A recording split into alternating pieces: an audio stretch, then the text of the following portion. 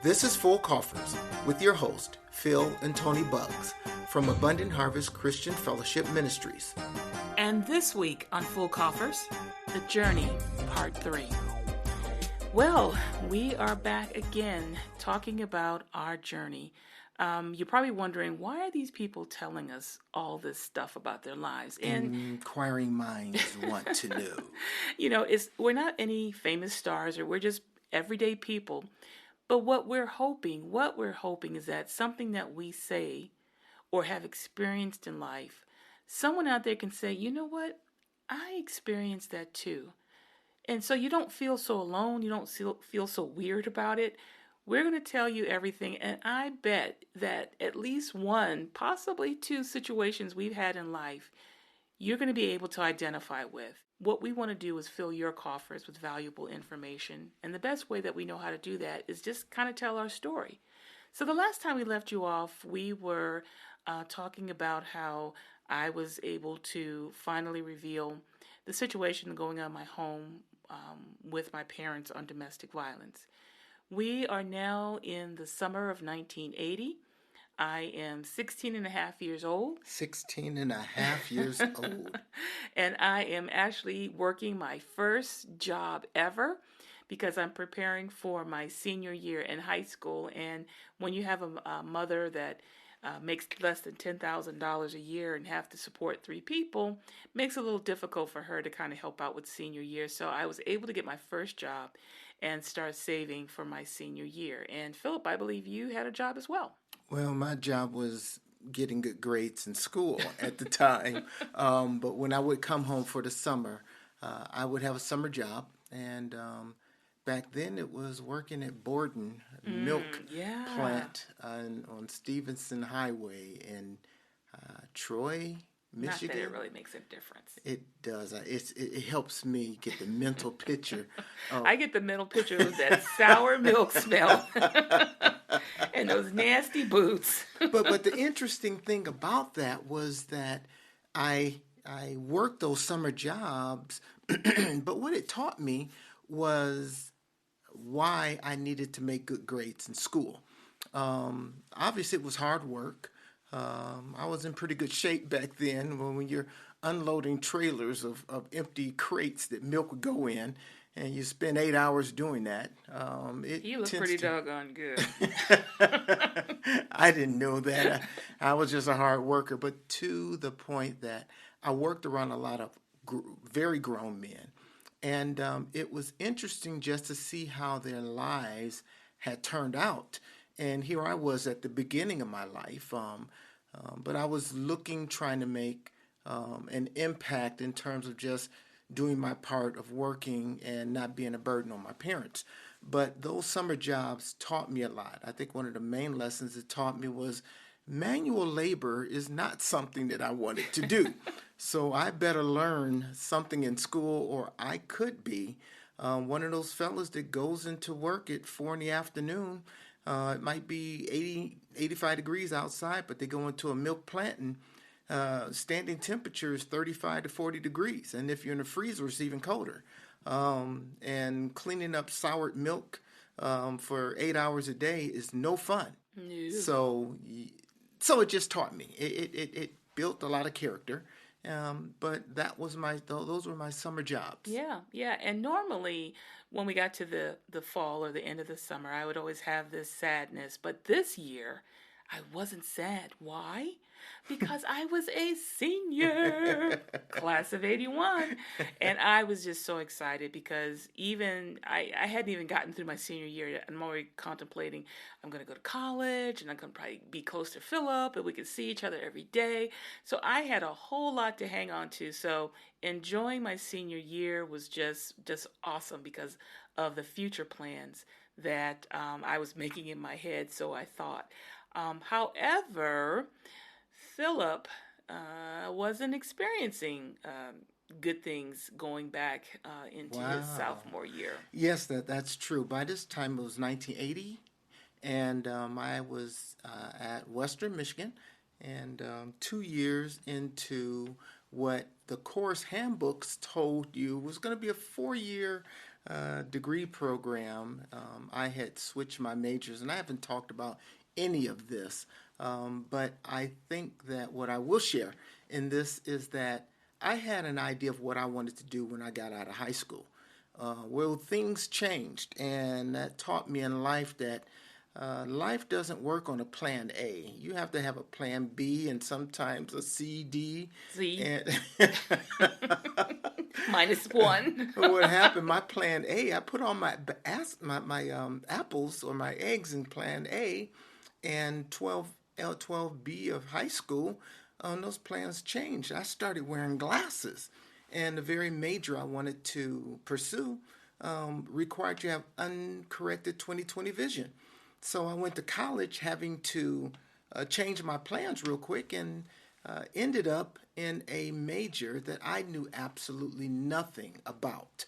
And what that caused me to do was it caused me not to not to apply myself as hard because it was I I wanted to be a pilot. I wanted to fly jets, and I started wearing glasses, and I couldn't do that no more. So now I'm scrambling, and all I know, oh, I'll go into mechanical engineering.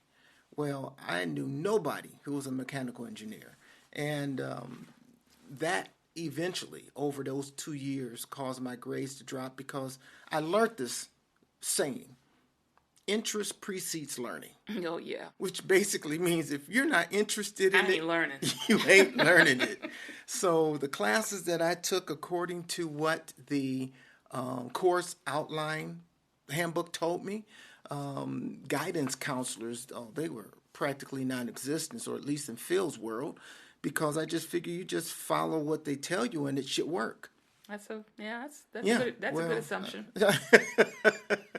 well, when you take economics, Western history, um, drafting, and some other hard course, and it ends up being like 14 credits. You crazy. I didn't know that, but all the indicators pointed that way, but I just figured I could do it. Well, I miserably, my grade points started dropping and dropping and dropping. And actually, by the end of 1980, my grade point, which was I don't know, 2.9 starting when I got into college, that last semester, and I'm kind of tipping my hand here, that last semester, I think my grade point was .073 or something. I know that ain't funny. I can laugh at it now, but back then it was a devastating blow to me. My grade point had dropped down below 2.0, and of course, you get the academic probation thing. And then, like I said, that last semester when I took those horrible classes, because in my world I'm saying, oh, I'll just take these classes and I'll boost my grade point up. And I bombed out that last semester. That hoping that um, I would slide under the radar. I had gone home Christmas of 1980, knowing that my grade point was that low, and I was already on academic probation. Um, right around the Christmas time, and I get the letter in the mail that says those dreaded words: "You are academically dismissed from college." That was a I'm going to use the word devastating blow. That hurt me. It hurt me tremendously. Obviously, I had an older sister and brother who were doing well. My sister had gone, and I think she had graduated from U of M already, and my brother was doing well at a electronic school, and he had gotten a job, and here I was flunked out of college. And I Uh, want to take you back just a little bit okay, prior to take me back. the actual letter. You, based upon the letters that you were writing home to me, were was actually going through a lot emotionally. And in fact, one of the letters you opened up, I opened up, and it started literally the first paragraph. I'm depressed. Yes, it did say that, didn't Yeah, it it? did. And I must admit that was the first time, even though we only been together a couple years, but that's the first time I've ever heard you use that term. I'm depressed. And we're talking, this is back in 1980. Right. Now, of course, we're talking about a topic that has been um, addressed or talked about or handled a lot differently now in 2020 than it was in 1980. If I put some more layers on that, being a Christian, Christians don't get depressed. That's what they say. That's a lie. I'm glad because I flunked that test. Back then, I didn't know the truths that that the Bible, that the scriptures would tell us, that I was living in false reality. I was trying to strive for something that was unrealistic, to ignore feelings when it's like when you get gut punched and you don't say, ooh, it hurts. And I think that at that time I was very pious, very zealot, very driven to be the best Christian there was. Yet life was kicking my tail left and right. I can speak, I say healthy about it because I am even more in love with Christ now. But it's because of those experiences that the scriptures taught me, and my relationship with Christ grew deeper, and he walked with me through those dark encounters. And he explained to me that my understanding of scripture was flawed, and I had to learn what he meant in certain passages. Now, of course, this is 59-year-old Phil talking about 20-year-old Phil as if I'm right there, but there was a growth that had to happen between that time. So for me, that experience of experiencing failure, it's something that I didn't read in scripture, if I say it like that. I only read of the victories of being a Christian, and that you just have to have faith and Yeah. things will work out. Well, I do have faith, and things still didn't work out. So I thought, Mm-hmm. but I had to readjust my understanding of failure and my definition and my understanding of success. They both were flawed. And as a result, I was living in a world of of through it wasn't clear. Right. I didn't really get the true picture of having faith in God and living the life that He purposed for me. And while I'm going a bit biblical here, this is still Phil living in a real world, being academically dismissed from a a good college in Michigan. I think I said I was going to Western, and I had to come home and telling my parents that I flunked out of college was probably at that point one of the most depressing or hardest things that I had to do. But there was no running away from it. I had to come home. And so, with that, it was so interesting that, and I haven't talked about my parents during this journey a whole lot, but my mother is a very devout Christian, if I say woman. And my father was a good man whose faith grew as I got older. Mama's faith, I have a tall call her Mama, was very evident early on, and she required just strict is a wrong word. She was very devout, and She required commitment from her yes, that children. thank you for that. She required that commitment, and we try to live that. At first, it was because that's our parents told us to, but eventually it transferred to us, and God required it as well. Well, when failures happen, how are we to respond? And I think that one of the beautiful things, one of many that my mother did for me when that happened, because I just knew she was going to just blow a gasket when I told her what I told her. But the words that came out of her mouth was very similar to, and I can tell that later. No, I'll tell it now. It was an encounter that the prophet Elijah had with God when he just got through defeating Jezebel's prophets and had Oh done wow, those you things. going old school on us. I am, but it was interesting because that's that's what God taught me later on about depression. When Elijah ran away from her, Elijah found himself in a very lonely place, thinking that he was all alone and that he was about to get killed. And it was interesting that God never responded to Elijah's complaints. My mother never responded to my complaints. She told me, I want you to get up Monday morning, apply for college at your community college, Wayne County, and afterwards, I want you to go down to the church and volunteer. I don't care what they say for you to do it. That's what I want you to do. My mother, my parents never allowed me to wallow in self-pity. They required me to get up and do something. And that's what I did. I went to apply for Wayne County Community College, took classes. I took almost 15 credits, and I couldn't pass with 9 credits or 12 credits from Western. Crazy thing was, that semester in 81, I had a 3.95 grade point average. Amazing. And now I'm really confused. One school says I'm dumb as a dead log. This other school is telling me they want to put me on the dean's list. I am confused. I don't know what's going on in my life, but I know that I have to keep living.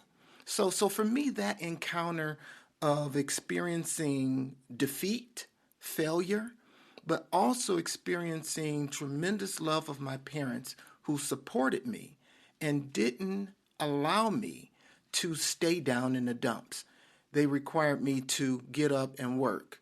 And by the way, volunteering down at the church, let me think, I painted 2 or 3 of the members' houses. There were those concrete parking blocks.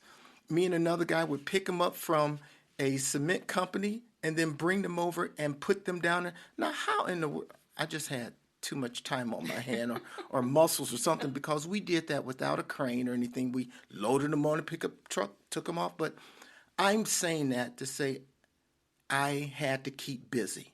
And that is what I did. I just kept busy.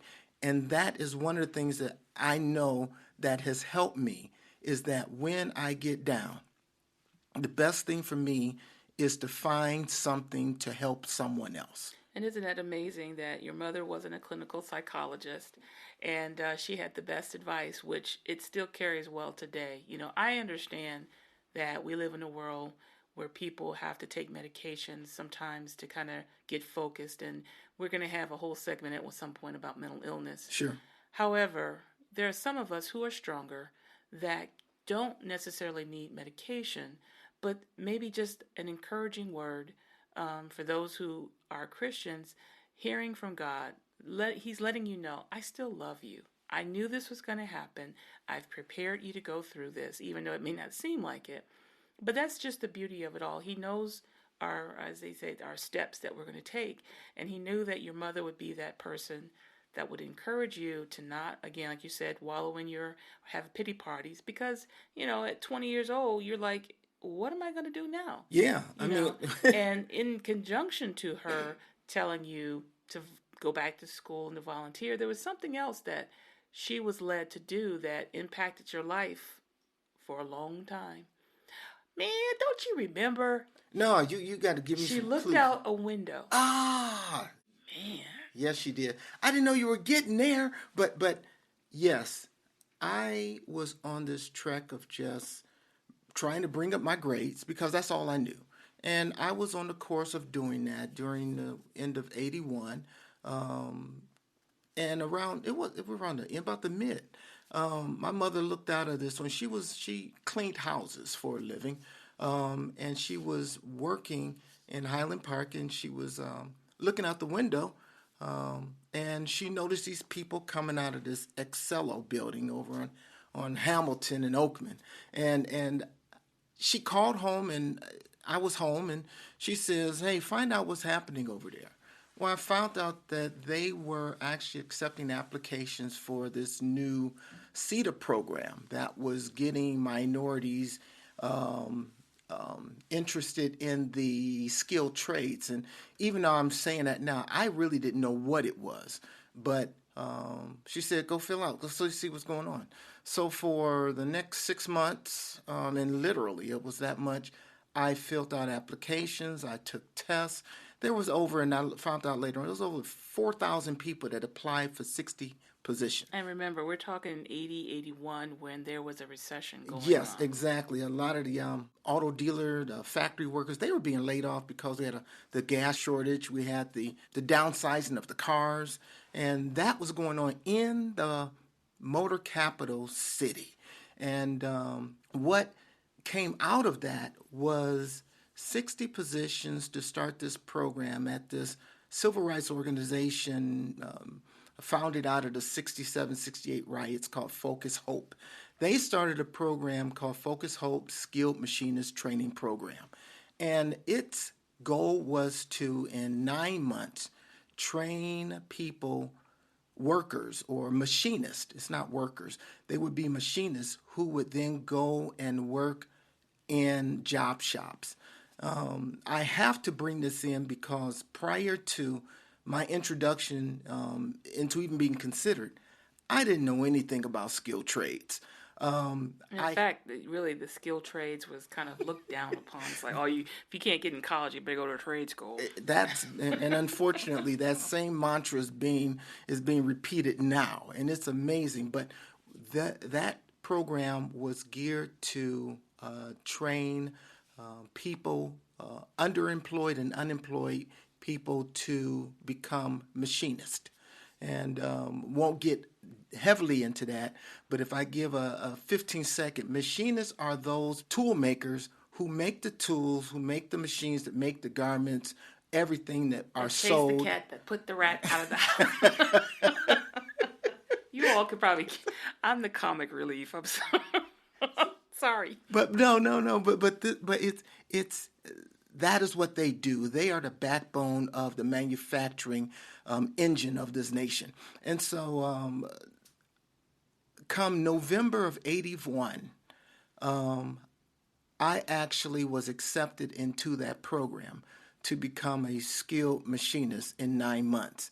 Now I'm going to pause right there because actually, during that time, in a different part of my life, or say our lives, Tony's life was changing as well. And in fact, our relationship as boyfriend girlfriend had started to take some changes as well. It was starting to be strained. We had been going together almost 3 years now. Almost, yeah. And the problems we were starting to have didn't have as much to do with us not drawing closer. In fact, it was the wanting to be closer that was causing more strain on the way the relationship was presently. I mean, we had, I had graduated from high school. I went to summer school. I had to, one of the requirements of going to the university that I went to, I had to go to summer school. So that meant Philip and I was going to be separate. We tried to see each other, on the weekends from time to time, but it's expensive taking buses home and things like that. So I found we were more apart than we were together. And then the fall semester started, and I was taking classes. And, coming from a small school system like Highland Park, Michigan, to go to Ann Arbor, Michigan, where you had lecture halls of 300-400 kids, and they didn't look like me, if you know what I mean. It definitely created a lot of anxiety at the time, although I didn't know I was going through anxiety. But the classes were difficult. I found myself dropping a lot of classes that I had signed up. Like Philip, you go into the counselor's office, you see them once or twice a year. This is the handbook, this is the course catalog. You pick your classes based upon where you are, and you take them. It's no, well, can you take it, or what is your ability? Just take it. And I will break in just for a minute here because part of also, if I say the fall of my experiences in college was the way I picked my courses. This is definitely not a spoiler alert, but this is a beware that, and perhaps they know it by now, but back when I was coming up, I figured if I got up at 5:30 to go to high school by 6:45 to catch the bus, surely I can take an 8 o'clock Yeah. class. Shirley was my friend too, but come 8 o'clock, it's They were like, calling get hogs. that bus. I mean, I did the same thing. It's like, heck, I get up every day, 6 o'clock. I'm gonna take early morning classes, and then I'm gonna go, breeze out the rest of the afternoon. Yeah. That happened maybe the first 2 weeks, and then progressively that 8 o'clock class. I don't even know what happened to that 8 o'clock class, but And you got real good at counting, okay, how many weeks do I have before I can drop this thing exactly, and not affect my exactly. GPA? So I'm telling you. But yeah, I was struggling not financially. I was struggling academically. I was Sure. a good student in high school, honor roll, honor society. But again, I went to a big university and they basically said, "You're stupid." You know. We'll take your money, Yeah, and but I you're wasn't stupid. used to hearing that. And then on top of that, like Philip was saying, the strain of our relationship, and Yeah. and I don't want everyone to get the wrong idea. Again, it wasn't physical. It wasn't always physical. No. But let's face it, I'm gonna be honest with you. That tension was always there. Yes. Sure. God blessed us in terms of not going to that point where of no return, but Lord knows we got close enough and it became a strain. And I had come to the decision I cannot continue to do this anymore. Now, marriage was in the picture. We've talked about marriage. Right. I brought up marriage, and I think it's not that Philip didn't want to get married, but he was like, I ain't got no job. I mean, how am I going to take care of her? And I'm saying, don't worry about it. We'll figure it out as we go. I had enough sense to recognize that, yes, I love Toni. I wanted to marry her, but I needed to have some kind of way to take care of us. I've always, and maybe that's it's been more, I've seen the way my father interacted as being a provider. I wanted to do the same thing only because that's what I saw. I saw men who provided for their family. And so while I was a hard worker, me working at Kmart for $4.33 an hour, that ain't gonna get it, and that wasn't even full time. I had high hopes. Yeah, yes, you but did. It got to a point where, again, as Philip was, my grades were suffering, and I had to make a break. So I thought. So I called him up one day and I said, you know what? This is not working for me anymore. I've got to cut you loose because it's not going to work anymore. And so I guess you guys are going to have to wait to find out what happened. So we're going to end it here. But believe me, it didn't stop there. No, it didn't. So we're going to pick up in the next episode what happened between November of 1981 and October of 1982. But you gotta stay tuned. This episode was produced and edited by Miss K. Simone. Cover graphics by Indefinite. Music by Miss K. Simone. So until next time, I'm Phil Bugs. And I'm Toni Bugs. Wishing you a wonderful week.